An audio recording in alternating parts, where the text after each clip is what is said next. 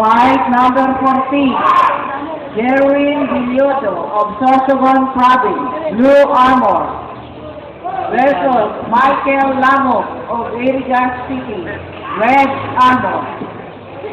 Fight number 15, Joseph Villegas of Catanduanes, Blue Armor, versus Old Aquino of Virac City. Manin kita ang player, bahala ka mo. Kamu ang masautang kaya.